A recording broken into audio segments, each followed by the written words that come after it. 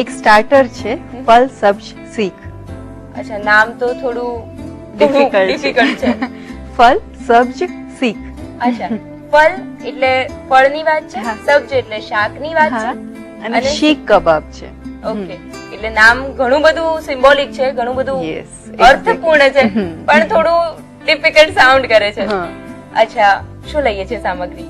સામગ્રીમાં કાચા કેળા છે, બટેટા છે, સુખડનો પાવડર છે, રોઝ પેટલ છે ડ્રાય કરેલી, અને મસાલામાં છે મીઠું, મરી, પેપ્રિકા છે, કોથમીર છે, ગાજર છે, એવા શાક છે. સામગ્રીમાં ઘણી બધી વસ્તુ એવી હતી કે જે ખૂબ જ ઇન્ટરેસ્ટિંગ લાગી. રોઝ પેટલ, સુખડનો પાવડર, ઘણી બધી અનયુઝ્યુઅલ સામગ્રીઓ છે આ વાનગીમાં. અનયુઝ્યુઅલ છે પણ એકદમ એરોમેટિક સ્મેલ આપે છે અને વેરી ઇન્ટરેસ્ટિંગ કબાબ. ઓકે, તો એ સામગ્રીનો યુઝ અને સાથે સાથે આ વાનગીની રચના બંને શીખી દો. શ્યોર. સૌથી પહેલા તો આપણે કેળા અને બટેટાને બંનેને છીણી લેવાના છે. આજ વાનગીનું આજ નામ કેમ છે? આનું નામ ફલ શબ્દ સીખ છે, કેમ કે આની અંદર ફળ એટલે કે કેળા છે અને શાકભાજી જેવા કે ગાજર છે, બટેટા છે, એનો યુઝ થાય છે, અને એનું એક વર્ઝન આપણે શીખ કબાબ આપીએ છીએ, એટલે ફલ શબ્દ સીખ છે. કેળાને છાલ સાથે જ બાફી લેવાના છે અને પછી છાલ કાઢીને આવી રીતે છીણી લેવાના. તમે કહ્યું કે અહીંયા કેળા અને બટેટા બંને વસ્તુ લઈએ છીએ, તો યુઝ્યુઅલી જેમ જોઈ શકીએ છીએ જૈનોમાં કેળાનો યુઝ થતો હોય છે, તો એ રીતે જ આ વાનગી ટોટલી જૈન વર્ઝન તરીકે બનાવી શકાય? હા, આમાં ક્યાંય આદુ, લસણ કે ડુંગળીનો કે એવો કોઈ યુઝ નથી, એટલે જૈન રેસીપી તરીકે લઈ શકાય આને. અચ્છા. એ જ રીતે બીજું કેળું આવી રીતે ગ્રેટ કરી લેવાનું.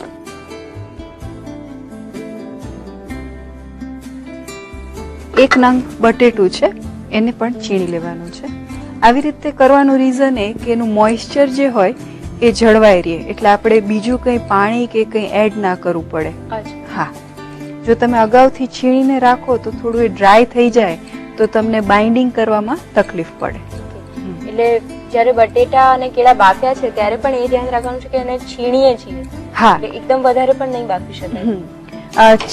બાફી લેવાના સરસ રીતે, પ્લસ છીણવાથી એનું જે આપણે ફોર્મ ને ટેક્સચર જોઈએ છે એ સ્મૂધ આવશે, કે આખા એના પીસીસ કે એવું ના રહી જવું જોઈએ. આ કેળાની જગ્યાએ આપણે રતાળુ અથવા સુરણ લઈ શકાય? હા, લઈ શકાય, પણ ઓથેન્ટિક આ રેસીપીમાં કેળા અને બટેટાનો જ વપરાશ થતો હોય છે. આ સિવાય એમાં વેજીટેબલ્સમાં તમે મશરૂમ્સ ને બ્રોકલીનો પણ યુઝ થતો હોય છે. અત્યારે આપણે ખાલી ગાજર લીધા છે, પણ મશરૂમ બ્રોકલી પણ ખૂબ જ સરસ લાગે છે આની સાથે. હવે એમાં અડધો નંગ ગાજર છે એને સમારી લીધું છે, એ આમાં એડ કરવાનું છે. હવે બ્રેડ ક્રમ્સ લેવાના છે. 2 સ્લાઇસ બ્રેડ છે એને આવી રીતે ક્રમ્બલ કરી લીધી છે.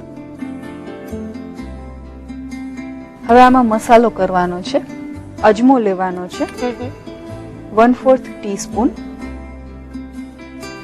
સંચળ છે 1/4 ટીસ્પૂન, મરી પાવડર છે, આમાં તીખાસ મરીની વધારે આવશે, ઓલમોસ્ટ ½ ટીસ્પૂન નાખીશું. મીઠું લેવાનું છે સ્વાદ મુજબ, અને પેપ્રિકા લેવાનું છે. ઘણી વખત જે ફ્રેશ લાલ મરચા મળતા હોય છે એને પણ તમે ચોપરમાં ચોપ કરીને લઈ શકો, પણ અત્યારે એ સીઝન નથી એટલે આપણે એના ઓપ્શનમાં અત્યારે પેપ્રિકા લઈએ છીએ. એ 1 ટેબલ સ્પૂન નાખીએ છીએ, અને કબાબ થોડું સ્પાઇસી હોય તો વધારે સારું લાગે. સુખડનો પાવડર નાખીશું. સુખડ જે છે એ ચંદન સુખડ એ બધું સાઉથ બાજુ ખૂબ જ ઉગે છે, અને એ જ વસ્તુનો ઉપયોગ એ લોકો નિઝામ કરતા હતા, અને એનાથી એક ફ્લેવર પણ ખૂબ જ ડિસ્ટિંક્ટિવ આવે છે. એકદમ પિંચ જેટલો જ નાખવાનો છે. અને ગુલાબની સૂકી પાંદડી છે એને પણ આપણે ક્રશ કરીને લેવાની છે. અગેન એરોમા માટે એક વધારે ઇન્ગ્રેડિયન્ટ. હા, એરોમા અને કુલિંગ ઇફેક્ટ બંને આપશે. અને થોડી હાથથી મેશ કરી અને નાખવાની છે.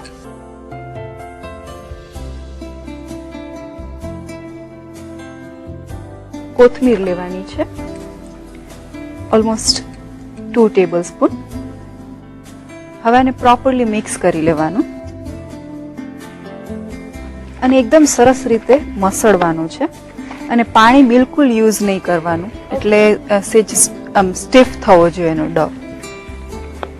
અગેન આપણા ત્યાં જ્યારે આવી વસ્તુઓનો યુઝ થાય, ગુલાબની પાંદડી છે કે ઇવન કેવડો કે ક્યારેક જવલે, ત્યારે એનો સ્વીટ ડિશમાં યુઝ થાય છે. હા, જ્યારે અહીંયા સ્ટાર્ટરમાં યુઝ થાય છે.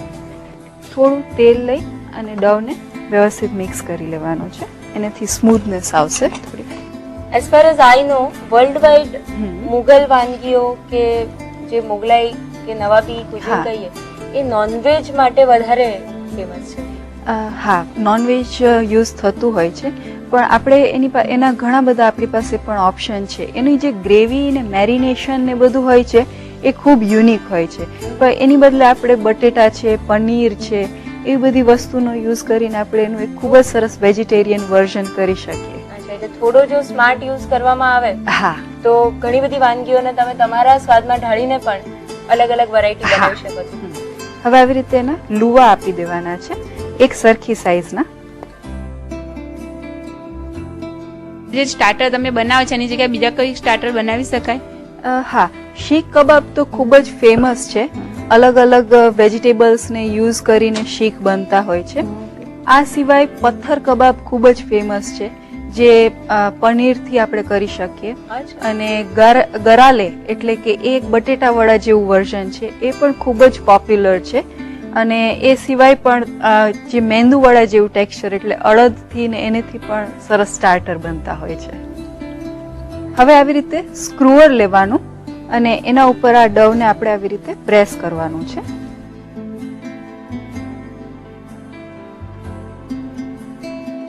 અને વ્યવસ્થિત થોડું ફેલાવીને પ્રેસ કરીએ. શીખ કબાબ પણ એકદમ પાતળાથી લઈ અને આ મીડિયમ થિકનેસના એવા બનતા હોય છે. અને આવી રીતે સ્ક્રુઅર લઈને કરવાથી અંદર સુધી આ ચડશે કબાબ. જ્યારે પણ તમે કુકિંગ કરો અંદરથી એ કાચું નહીં લાગે. સોજી લેવાની છે પ્લેટમાં અને આ કબાબને આવી રીતે આમાં સેજ રોલ કરી અને ફરીથી આવી રીતે પ્રેસ કરી લેવાનું. સોજી લેવાથી આઉટર લેયર જે છે એમાં ક્રિસ્પીનેસ આવશે અને એક સરસ બાઇન્ડિંગ પણ મળશે. હવે આવી રીતે કાઢી લેવાનું. કબાબ વાળી અને તૈયાર છે. હવે આપણે કબાબને શેલો ફ્રાય કરવાના છે. એના માટે તેલ લઈશું. લગભગ 4 થી 5 ચમચી જેટલું તેલ નોનસ્ટિક પેનમાં મૂકવાનું છે. હવે જે કબાબ વાળ્યા છે એનામાં મૂકવાના. આને તમે થોડીક વાર ફ્રીઝમાં મૂકી દો કબાબને વાળીને, તો પણ એકદમ સરસ બાઇન્ડિંગ આવી જશે અને તમે બહુ પરફેક્ટલી એને કરી શકો. આ કબાબને આ જ રીતે કરી શકાય છે, બીજી રીતે કરી શકાય? કબાબ કુક કરવાની ઘણી બધી ડિફરન્ટ મેથડ હોય છે. અત્યારે આપણે શેલો ફ્રાય કર્યું. આ સિવાય તમે આ કબાબને તળી પણ શકાય અને તંદૂરમાં પણ થતા હોય છે. અને નોનસ્ટિક ઉપર તમે સેજ આને શેકી અને પછી ગેસ ઉપર પણ તમે એને બર્નિંગ ઇફેક્ટ આપી શકો. એટલે ઘણી બધી ડિફરન્ટ મેથડથી તમે આને કુક કરી શકો. આ થઈ ગયા છે અને કાઢી લેવાના છે.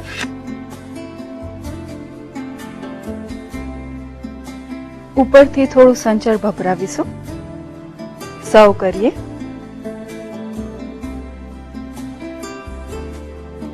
થોડી ગુલાબની પાંદડીઓ જે ડ્રાય છે એને આજુબાજુમાં મૂકીશું. તો આપણું સેકન્ડ લેસન ફલ શબ શીખ તૈયાર છે. અને બદામ શોરબા સાથે સર્વ કરો તો ખૂબ જ સરસ કોમ્પ્લિમેન્ટ કરે છે.